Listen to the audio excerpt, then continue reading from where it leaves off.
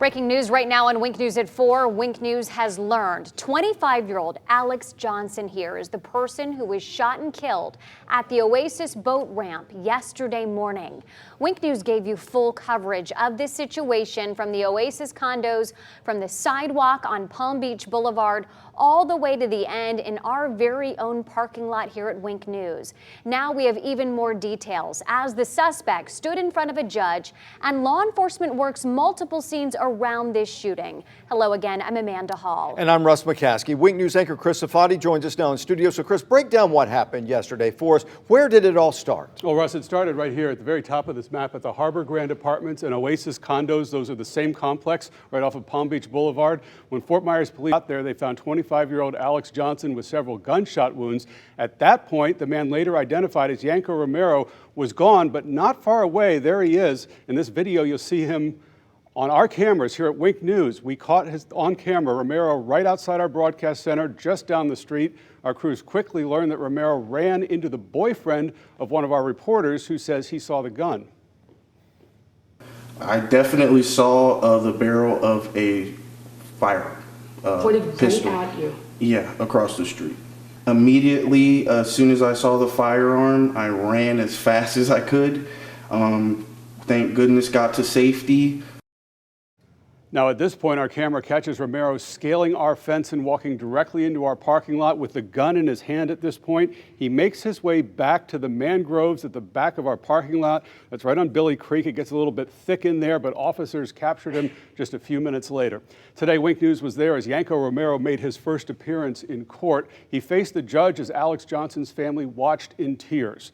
Romero remains locked up right now, and that's where prosecutors want him to stay, arguing that he committed a dangerous crime. Russ. Hi, Chris, thanks. At the same time, investigators were back at both scenes, the Harbor Grand Condos and our parking lot. Today and yesterday, divers with the Lee County Sheriff's Office were in Billy Creek looking for the weapon that was used. Wink News reporter Jillian Haggerty joins us now live from near where Sunday's shooting happened. Jillian, you had a chance to meet the victim's fiancé. Yeah, Russ, that's right. I actually saw her earlier today at the boat ramp. Now, she was here yesterday with her fiance, Alex Johnson, when he was shot and killed. Now, she explained to me those moments. She said she was right over here at the bottom of the boat ramp. She saw the shots fired, ran over to him to do CPR, but he did not make it. A day after a deadly shooting, scars remain. A bullet hole in a trailer outside Oasis Tower 1. And we learned from investigators, Yanko Romero's also accused of opening fire inside the tower on the 5th and 7th floors. One door, a bullet went through, according to what someone told me. Another door, the perpetrator tried to bash on the door to get in.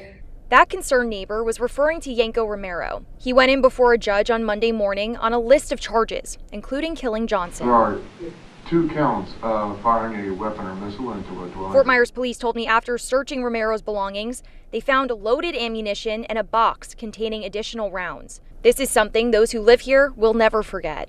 With no security in these buildings anymore, there used to be at least a gate guard sitting in the guardhouse, which is right near where the boathouse is and across the street with the boat parking lot.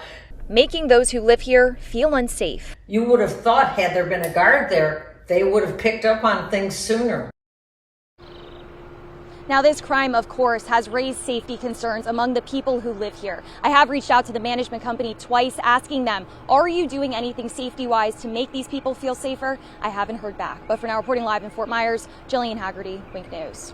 Jillian, thanks. We want to move our focus to another part of the investigation. In a Facebook post, Fort Myers police described what they found on Romero. Yeah, in the post they said they searched a bag that was in his possession and it had a magazine in it, also boxes of ammo, or excuse me, a box of ammo. Wink security analyst Rich Kolko was on scene yesterday as police made that arrest. Talk to us about the kinds of questions that investigators are asking at this point. Well, investigators are going to ask as much as they can, but as we saw in court today, he likely has a lawyer and is not going to be doing much talking. But they are going to want to analyze everything they can about what was on him, which includes that ammunition, magazine. How long did he own that? When did he purchase it? Did he have any other intent? They're going to try and figure that out. They're going to go into his home with a search warrant, get as much information as they can. These are all standard questions that any detective is going to want to look into, and then they're going to tie that back to, we know he has some ties back to Michigan. So basically, timeline, everything he has. At the end of the day, the prosecutor is going to want to know everything they possibly can about this subject, and that's what the detective's job is in this role. The threat now is over, but now all the question asking is underway. We'll see where it leads. The question, exactly right, Russ. Yeah, and it sounds like they successfully pulled some evidence out of the mangroves today as well. Thank you very much, Rich.